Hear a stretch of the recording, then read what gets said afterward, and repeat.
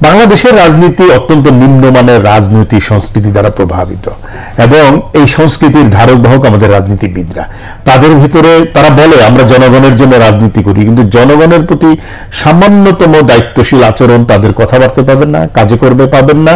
এবং রাজনীতি হয়ে উঠছে আসলে যেটা বলা যায় এক ধরনের জনশোষণের জায়গা দাঁড়িয়ে গেছে। এই যে ছেলেটি মারা গেল, আপনি ঠিকই বলেছেন, এই দায়িত্ব কেউ নেবে না, কিন্তু তাদের কারণেই মারা গেছে। কে মেরেছে সেটা তো পুলিশি তদন্ত বেরিয়ে আসবে, যদি তদন্ত হয়, যদি অনুসন্ধান হয়। কিন্তু আমাদের বিচার প্রক্রিয়াও এরকম একটা। আমার কাছে মনে হয় যে আমরা মুখে সুশাসনের কথা বলি, কিন্তু সুশাসনের জায়গাটা আমাদের কাছে পরিষ্কার নয় বলে আমার কাছে মনে হয়। এবং কেউ এটা চায় না। আসলে প্রত্যেকে চায় আধিপত্য বিস্তার, আধিপত্যের চর্চা।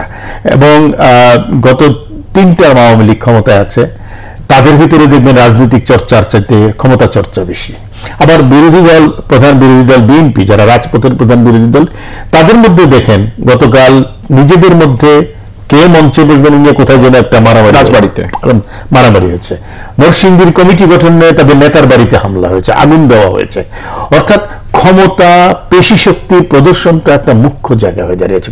এর মধ্যে কোনো সুস্থ চর্চাই নেই। এখন যা হচ্ছে বাংলাদেশে, এটা কোনো রাজনীতি নয় এবং এটা জনগণের কোনো কল্যাণ নেই, রাষ্ট্রের কোনো কল্যাণ নেই। এবং এতে করে যেটা হচ্ছে কি, তরুণ প্রজন্ম ভয়ঙ্কর রকমের একটা হতাশার ভিতর দিয়ে যাচ্ছে।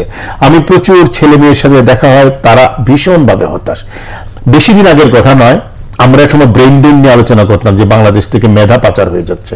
মাঝখানে কিন্তু বদলে গিয়েছিল পরিস্থিতি। বাংলাদেশের প্রাইভেট সেক্টর ফ্লারিশ করছিল, বাংলাদেশের অসাধারণ সব বাণিজ্যের সম্প্রসারণ করছিল, ব্যক্তি খাত লিড দিচ্ছিল। এখন আবার দেখেন এটা কিন্তু পিছিয়ে যাচ্ছে। ব্যাংকিং খাতে সুশাসন নাই, ব্যক্তি খাতের বিকাশ নাই, ফলে আমাদের ছেলেমেয়েরা আবার কিন্তু বিদেশমুখী হয়ে উঠছে।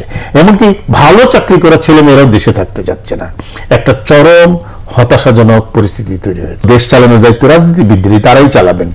তারা কতটা দায়িত্বের সাথে চালাবেন, তারা কতটা সুস্থভাবে চালাবেন, অন্যের প্রতি শ্রদ্ধাটা রাখতে হবে। অন্য দল করে বলে তাকে বিনাশ করে ফেলতে হবে, এই মানসিকতা থেকে বের হতে না পারলে 2004 সালের 21শে আগস্ট আওয়ামী লীগের মনস্তত্ত্বে একটা জিনিস তৈরি করেছে যে বিএনপি তাদেরকে বিনাশ করে দিতে চেয়েছিল, তাদের পুরো নেতৃত্ব ধ্বংস করতে চেয়েছিল। ওটা থেকে আওয়ামী লীগ কিন্তু বেরোতে পারছে না। এবং বিএনপি এখন পর্যন্ত এই ঘটনার জন্য তাদের যে ধরনের দুঃখ প্রকাশ করা উচিত ছিল সেটা করতে পারছে না। আবার সেটাকে ধরে রেখে আওয়ামী লীগ এখন যে রাজনীতি করছে, যে কাউকে কোনো স্পেসই দিব না, জায়গায় দিব না, এইভাবে চলতে পারে না একটা দেশ। আগামী দিনগুলোতে বাংলাদেশের জন্য খুবই কঠিন সময় অপেক্ষা করছে। এবং দেশটা ছোট, অনেক বেশি মানুষ, তার চ্যালেঞ্জ অনেক বেশি।